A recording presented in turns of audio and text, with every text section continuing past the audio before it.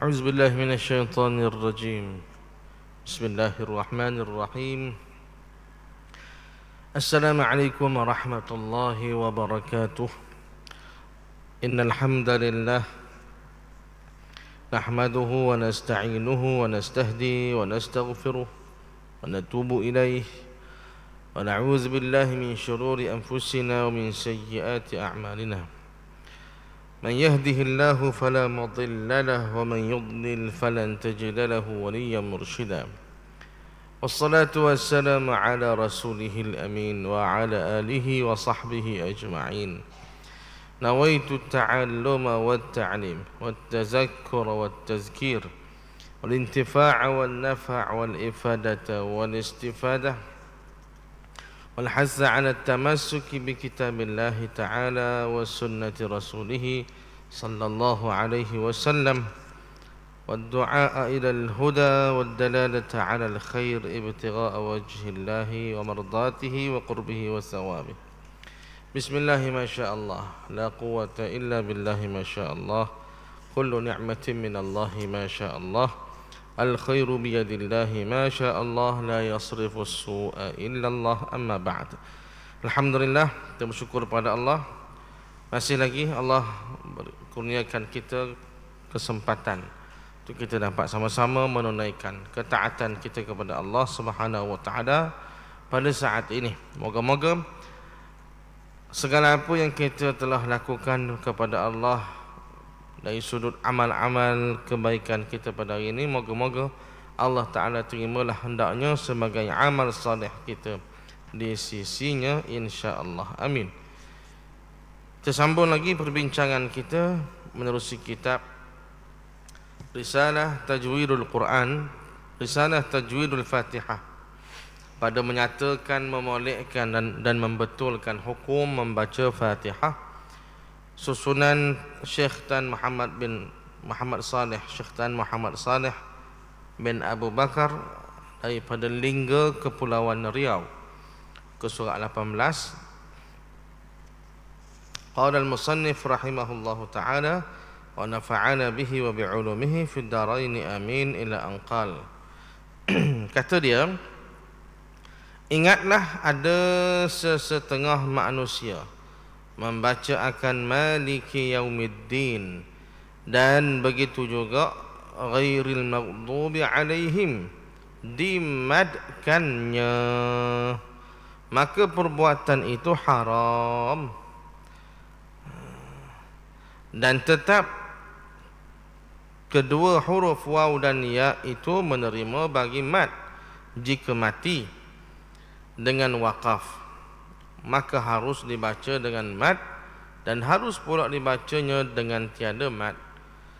Baik, kata tuan kitab kita menyambung lagi perbahasan huraian bagaimana cara sebut, cara nak membaca ayat yang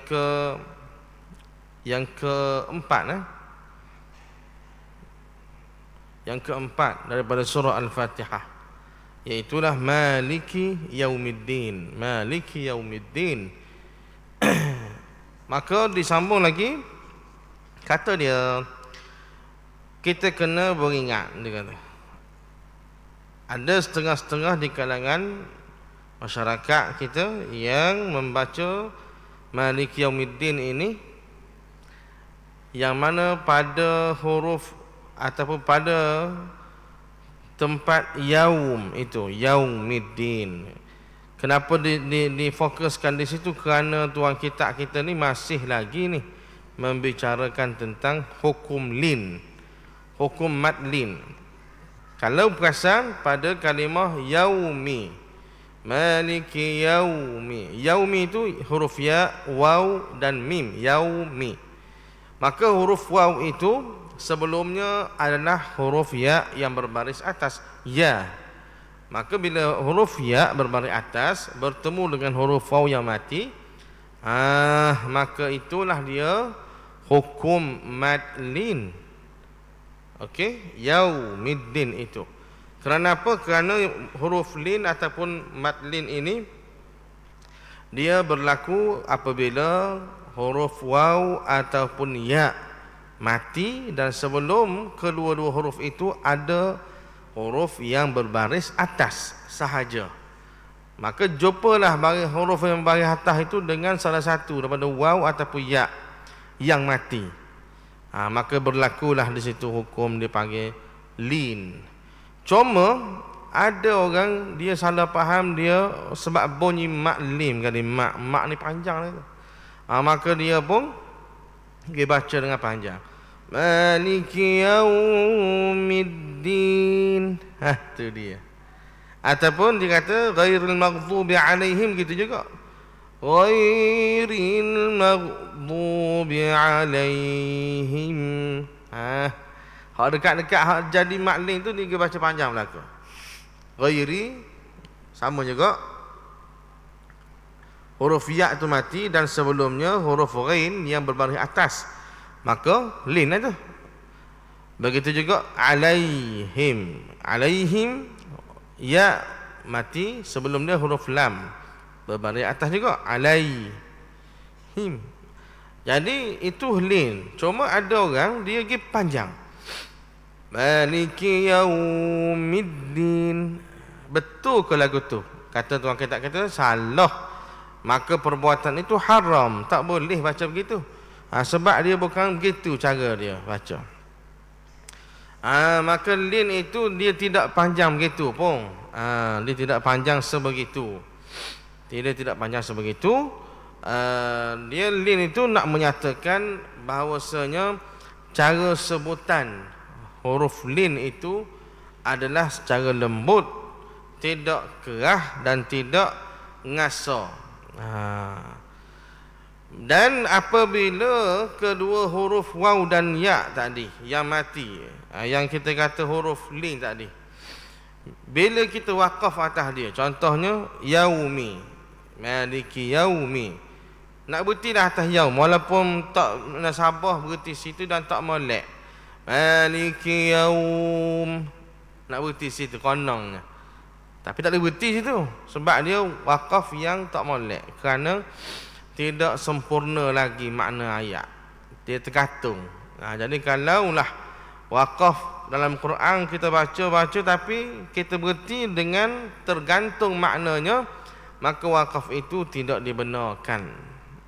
Melainkan kalau memang tak sengaja kerana nafas sudah pun kehabisan, nafas tak ada, pendek nafas kita bertelang masa baca tu, maka berhenti juga, terberhenti. Dan masa berhenti tu di tempat ataupun di tengah-tengah ayat yang tak sempurna lagi maknanya, maka dia tak jatuh ke dosa lagi.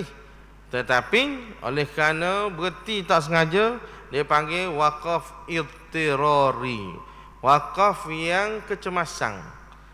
Jadi wakaf yang kecemasan ni cara dia kita kena ulang baliklah ayat tu daripada awal.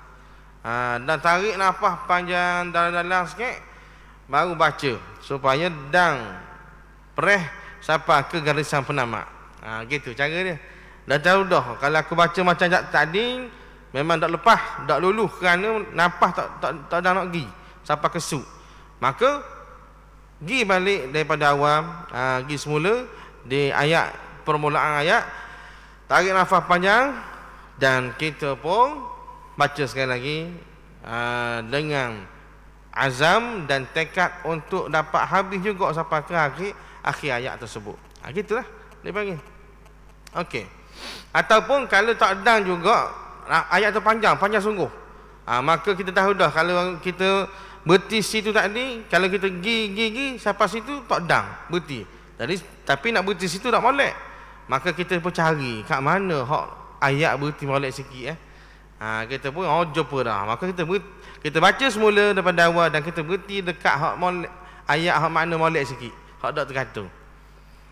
Tapi payah tu. Payah nak buat sebab kita tidak belajar bahasa Arab. Situ masalah. Masalah. Kalau kita belajar bahasa Arab, tuan-tuan, selesai masalah. Kita nak berhenti ikut celah mana sekalipun tidak ada masalah satu sah. Kerana kita tahu ni makna gini, ni makna gini. Nah. Tapi kalau kita tak ada asal bahasa Arab, agak rumit lah nak berhenti kat mana-mana tu. Melainkan berpandu kepada tanda-tanda wakaf yang ada sajalah. Ataupun satu lagi, kita rujuk guru ataupun ahli Quran yang benar-benar berkeahlian. Tanya dia, boleh tak saya bukti sini ya? Saya tak nak napah ni, bukti sini, boleh tak? Nak telefon ke, dan ni kalau kata nak tanya ke mana, dia bukan ada depan kita. Contoh lah, contoh. Tak ada masalah lah ni, kita ada telefon. Kita sadaqallah kejap, kita pun telefon. Cari nombor-nombor siapa-siapa, kita kenal. Kita telefon. Ustaz ke, ustazah ke, siapa ke, Tok Imam ke, boleh ke saya nak bukti sini? Ni ayat nombor ni, saya sedang baca ayat ni. Nak bukti kat mana hak molek? Dia khabar kita. Mudah tuan-tuan ni, mudah. Kalau kita ada masalah lah ni, masalah urusan agama ke, dunia ke, kita telefon je lah, mudah. Telefon tak jawab. Atau mesej, WhatsApp, boleh atau lagi. Bahkan atau WhatsApp lagi jelas pula. Ambil gambar, boleh ambil gambar, send ke WhatsApp pula lah. Dia pun tunjuk. Dia pun atur balik gambar kita, bukti kat ni. Dia garis. Kita pun boleh baca. Macam ke orang belajar bahasa Arab dah kita baca. Padahal kita guna panduan hak diberikan tadi. Tapi itulah kelebihan teknologi. Baik tuan-tuan sekalian. Maka kalau kata berhenti di yaum tadi, Maliki yaum, maka yaum itu hukum dia maklim. Dan kalau kita berhenti dia, maka jadilah juga dia tu seumpama mad arid lisukun. Yaum, sama kaedahnya. Jadi macam ke mad arid lisukun juga.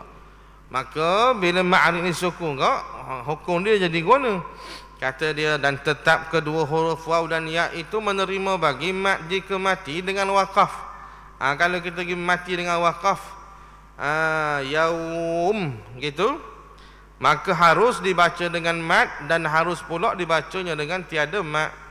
Mat itu maknanya dengan apa nama ni, lebih pada 2 harakat lah. Dengan dibaca tiada mak tu kemungkinan maksud dia lah, dia nak kabarnya 2 harakat ataupun lebih tepatnya qasar. Lebih tepatnya qasar, tawassut dan juga isba'. Isba'. Jadi isba' itu merujuk kepada 6 harakat. Istilah dia begitu. Dia panggilan dia. Isba' 6 harakat. Tawassut 4 harakat. Dan juga qasar. Qasar 2 harakat. Sebab itu kita semayang jamak qasar tu lah. Jamak qasar. Sebab apa dipanggil semayang tu semayang qasar? Kerana semayang qasar ni semayang yang boleh dipendekkan kepada 2 rakaat lah. Bukan 2 rakaat, 2 rakaat. Jadi 2 rakaat dia panggil qasar juga, memendekkan. Tu qasar ni memendekkan, meringkahkan. Hak 2 harakat pun dalam ilmu tajwid dipanggil dipendekkan juga, bacaan panjang itu kepada 2 harakat sahaja ataupun 1 alif, maka itulah nama dia qasar. Qasar. Hak lebih tepatnya begitulah.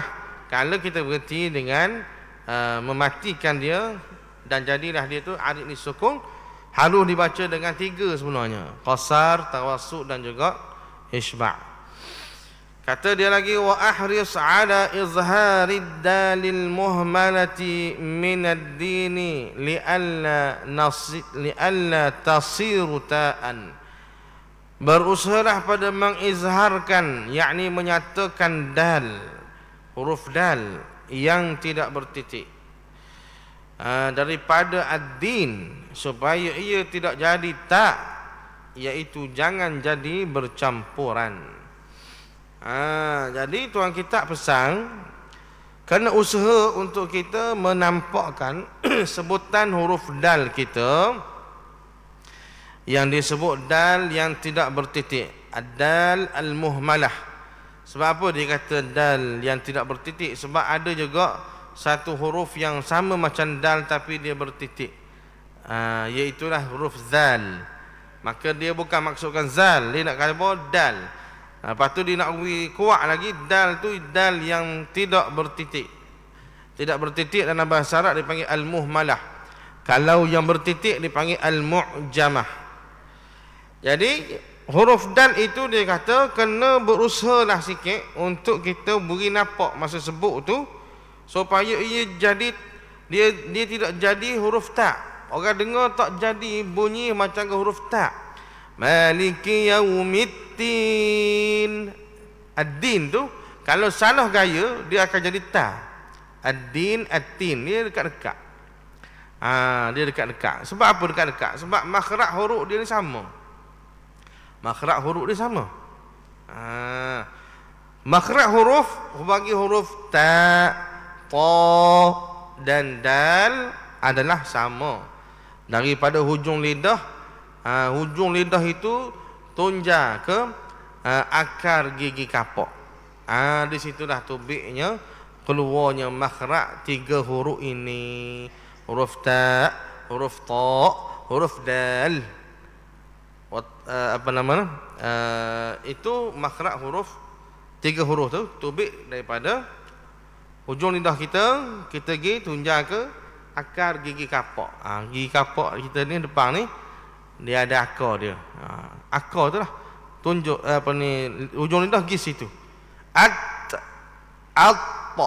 ada. Duduk situ belakang. Maka sebab itu kena berhati-hati dia kata dan kena usaha sungguh-sungguh supaya masa sebut maliki yaumiddin biar tubik din bukan tubik tin. Sebab dia dekat-dekat kata. Satu tempat keluar. Rumah sama.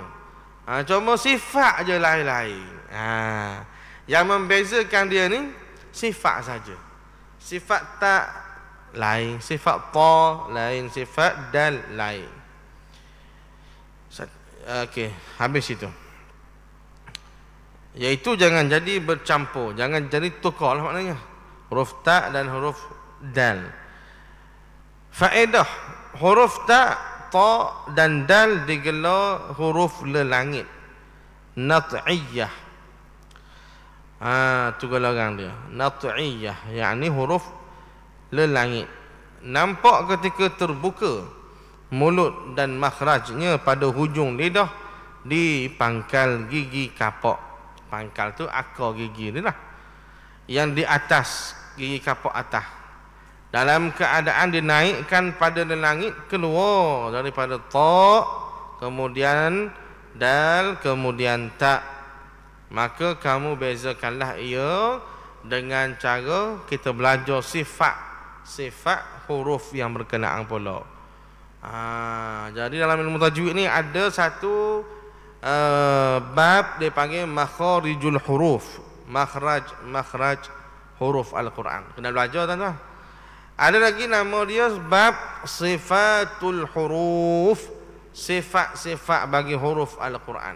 Pun kena belajar supaya kita boleh sebut setiap huruf-huruf Al-Quran dengan tepat dan betul. Dengan tepat dan betul. Okey. Ada juga orang yang dia tak belajar. Dia tak belajar teori. Maksud kata teori ni secara berkitab ni lah. Secara guru ajar ni idgham bila gunnah, ni idgham ma'lun, izhar hakiki, izhar hakiki, ikhfa hakiki. Huruf-huruf dia macam mana berlaku.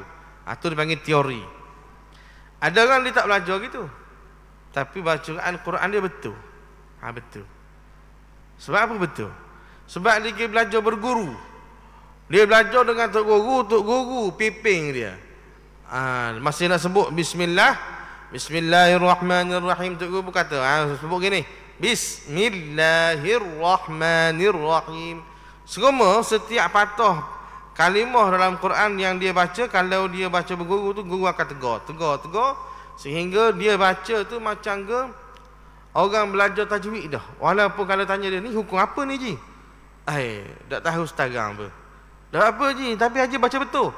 Hamba baca dengan tok guru ngaji zaman dulu. Dia suruh sebut macam ke dia sebut. Dia suruh hamba sebut macam ke dia sebut. Jadi hamba turut. Dan nama banyak kali nama juga. Banyak kali nama ada apa sah tak? Itulah yang berlaku kepada ulama-ulama kita dulu pun. Ulama-ulama dulu belajar Quran belajar Quran, baca Quran dengan tok guru mereka bukan sekali nama, lepas tu habis ya. Dapat CJ, letak dalam frame ke, letak dalam Facebook gitu, habis kita. Oh, saya sudah khatam Quran. Hari ni tarikh bersejarah. Ulama-ulama dulu dia tak kira begitu. Dia kira tarikh itu tidak ada tarikh yang bersejarah pun bagi dia. Nak nama hari apa istimewa tak ada, sebab tarikh untuk dia nama tu banyak kali. Dan nak ambil tarikh hak mana sih? Awal ke hak tengah ke hak akhir? Tak tahu. Sebab dia nama dengan tok guru dia banyak kali.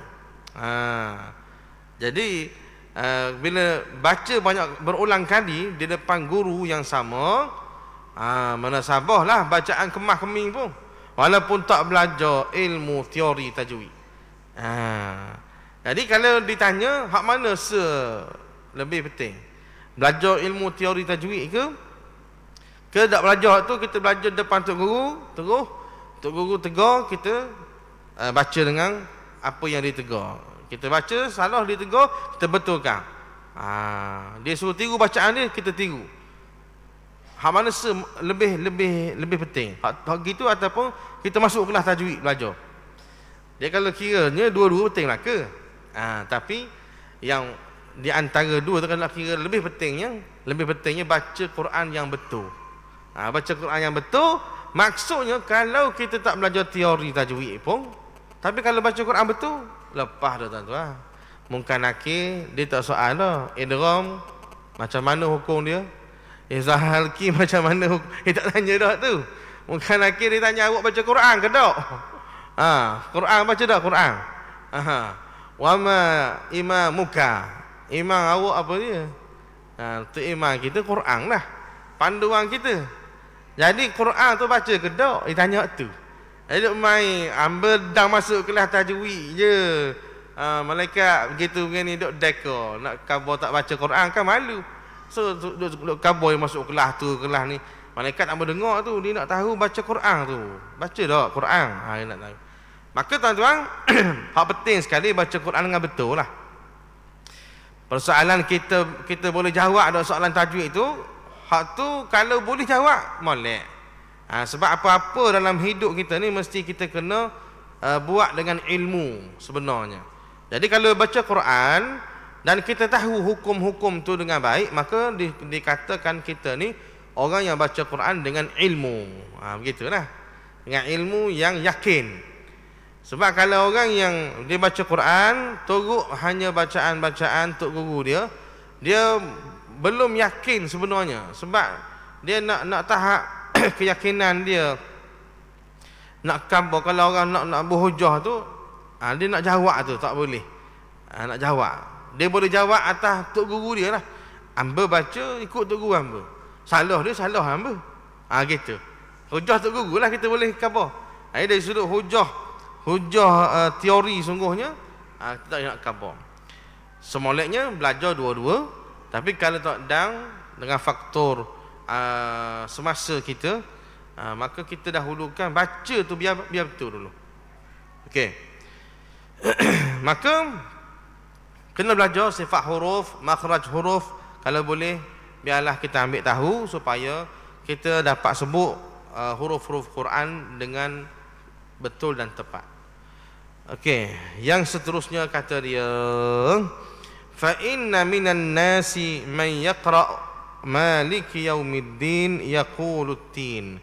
Kerana dia kata sesungguhnya ada di kalangan masyarakat kita ni mereka baca maliki yaumiddin. Setengah manusia yakni masyarakat lah, mereka membaca maliki yaumiddin itu dengan menyebut dua ta. Maliki yaumiddin. Dan berhati-hatilah baris atas pada ya itu, jangan tercampur dengan dhammah baris depan. Dan berhati-hatilah baris atas pada ya yau, jangan tercampur dengan dhammah, yakni baris depan. Macam mana?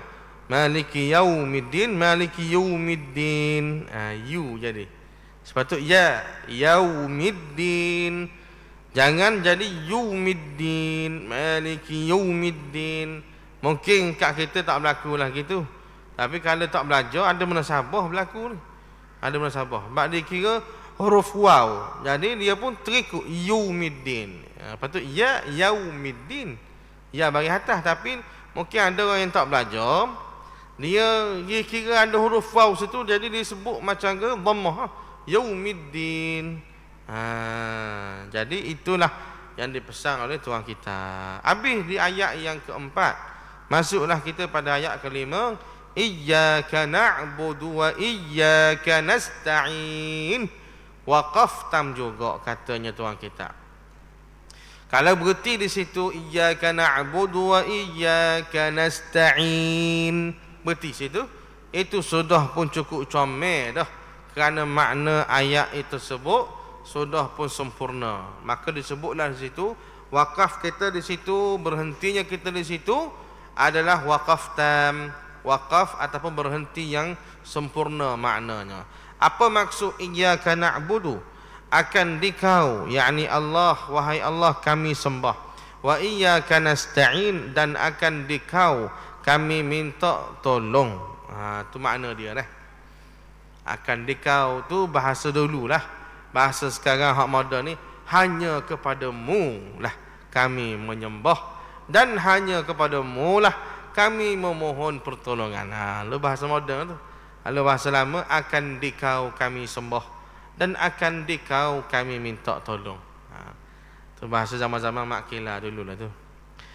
Baik, kata dia dalam bab ayat yang kelima ini, wantiq bil hamzati min iyyaka bi lutfin ma'a tashdidil ya'i wa talyiniha. Dan tuturkanlah dengan hamzah, iaitu alif. Ini kabarnya alif tu lah. Alif daripada iyyaka. Iyyaka, i tu hak depan tu. Tuturkanlah dengan hamzah, dia kata. Daripada iyyaka tadi dengan lemah lembut serta bertasydid ya. Iyya, kena pelihara tasydid tu. Dan lembutkan pula huruf ya itu, iyyaka na'budu wa iyyaka nasta'in. Jadi yang pertama sekali dia beri teguran kepada kita supaya kita sebutlah i itu dengan i, bukan e. Iya, bukan i. Dia bagi bawah tu. Bagi bawah sebut iyyaka na'budu, bukan iyyaka na'budu, tu bukan. Itu sebutan yang leweh, sebutan cara sebut yang tak berapa tepat dengan lahjah Arab ataupun gaya bahasa Arab, tak tepat. Yang tepatnya iya. Dan seterusnya kena jaga tasydid ataupun sabdu di atas huruf ya. Iya. Jangan jadi rengang. Iyyaka na'budu wa iyyaka nasta'in. Tu rengang tu. Rengang lepung dia panggil. Jatuh. Tasydid itu jatuh, faham mana tak tahu tu. Gugur dah. Dia punya sabdu. Iya, sepatutnya di iya kana. Tak boleh. Dia kena baca dengan iya. Sebagaimana kita dah sebut sebelum pada ni, tasydid ataupun sabdu dalam suratul Fatihah ini ada kesemuanya sebanyak 14 tasydid, 14 sabdu. Maka ke-14 sabdu tadi kena jagalah sungguh-sungguh, jangan beri gugur, jangan beri jatuh. Jangan beri jatuh. Ni penting ni untuk orang yang nak jadi imam, penting sangatlah. Kalau kita soal siapa dia yang nak akan jadi imam, orang lelaki lah. Orang lelaki memang berpotensi sangat untuk jadi imam lah. Kerana dia ketua keluarga. Kalau salah hari bulan sembahyang di rumah, memang kita lah imamnya. Kalau kita ayah, kalau kita ada anak hak tahfiz, hak masuk tahfiz, mungkin kita boleh tolak dia. Tapi biasa-biasanya ketua keluarga lah. Maka oleh demikianlah ketua keluarga kena canalah sungguh-sungguh surah Fatihah ni supaya bacaan kita betul dan tepat dan boleh menjadi bacaan contoh pula kepada seisi keluarga. Tu panggil. Jadi iya tu kena sabdu molek iyyaka na'budu wa iyyaka nasta'in. Dia pun sebut penjagaan.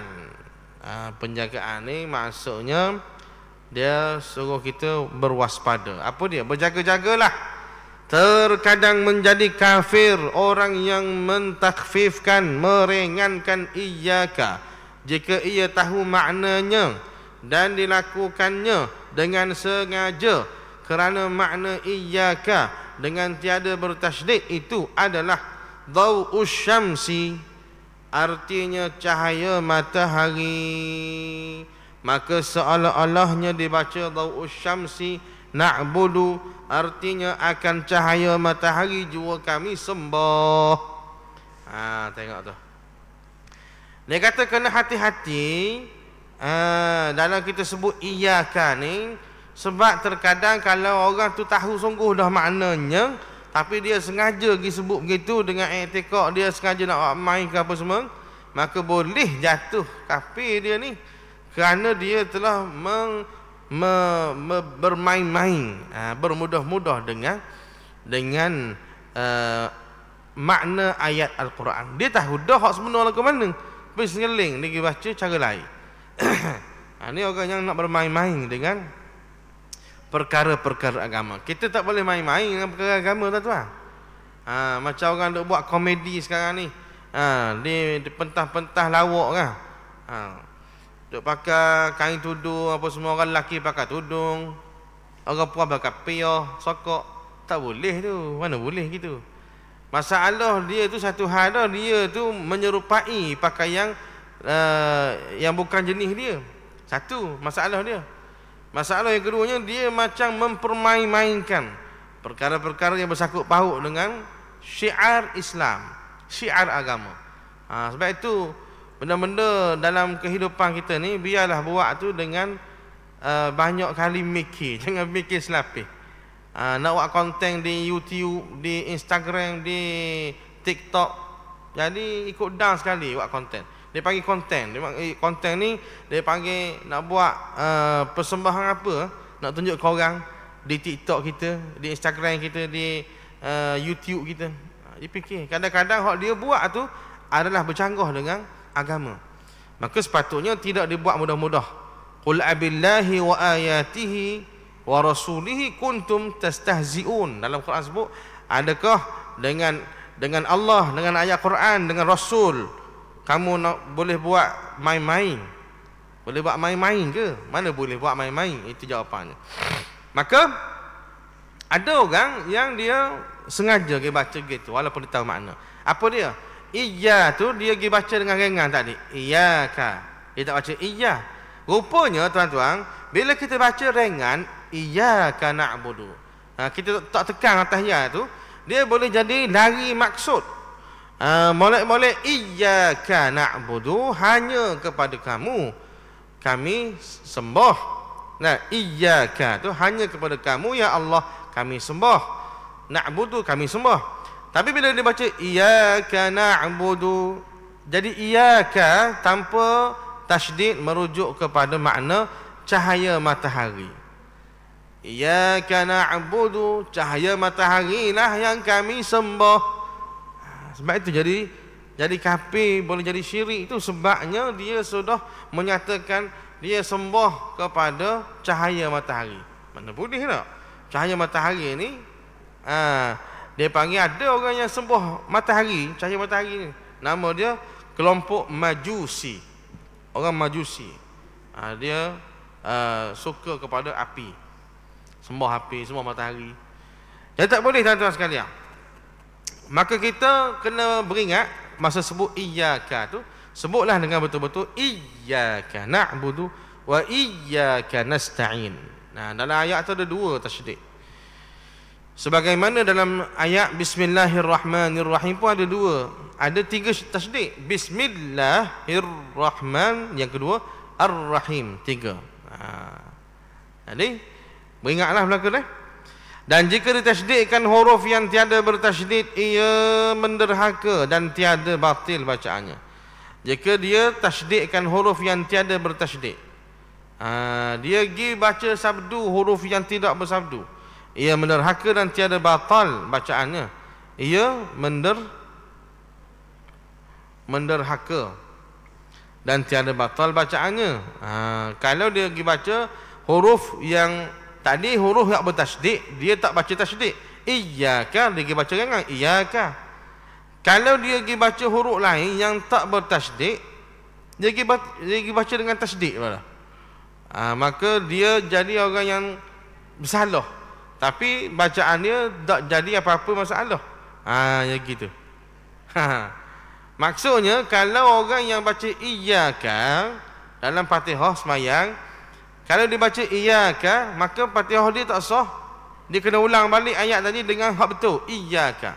Kalau tidak Fatihah tak sah, efek solat pun tak sah. Tetapi kalau ada orang dia pergi tambah tasydid pada huruf yang bukan tasydid pun, maka tak batal bacaan dia, semayang tak batal pun. Cuma dia dikira orang yang tak betul, buat benda tak betul. Contohnya mana? Dia pergi tasydidkan setiap akhir kalimah, akhir ayat. Alhamdulillahi Rabbil Alamin. Dia berhenti gitu. Salah dah berhenti gitu sebabnya kita bila kita berhenti Alhamdulillahi Rabbil Alamin, seolah-olah atas nun itu ada sabdu. Jadi tak ada sabdu pun sebenarnya. Bila kita baca begitu, seolahnya kita menambah sabdu yang tidak ada pada dia. Hukum dia macam mana? Salat itu sah, cuma cara dia baca tak betul lah sebenarnya. Dia kira orang yang membaca dengan tak betul, tetapi bacaan dia tidak beri efek kepada salat dia. Sebab dikira oleh ulama bincang sebab apa jadi gitu? Sebab kita menambah dengan mengurang apa yang dalam Quran ni, berat mengurang lagi. Menambah ni hak tak ada lagi, mengurangkan ni hak sedia ada. Sabdu tu hak ada dah, iyyaka, tapi kita pergi baca dengan tak ada, maka kita pergi ubah dengan mentiadakan hak Allah Ta'ala dah hak turun. Tu berat lagi hukum dia. Kesalahan tu berat lagi. Nak dibandingkan dengan orang yang menambah sabdu yang asalnya tak ada sabdu, dia tambah, maka itu dikira dia tidak buat apa-apa kepada ayat Quran hak asal, cuma dia tambah hak dia sendiri pula. Benda tu tak oleh juga, cuma dia tidak beri efek yang besar sebagaimana yang dia mengurangkan tadi. Pun begitu tak molek jugalah begitu. Patut dia kena baca dengan betul.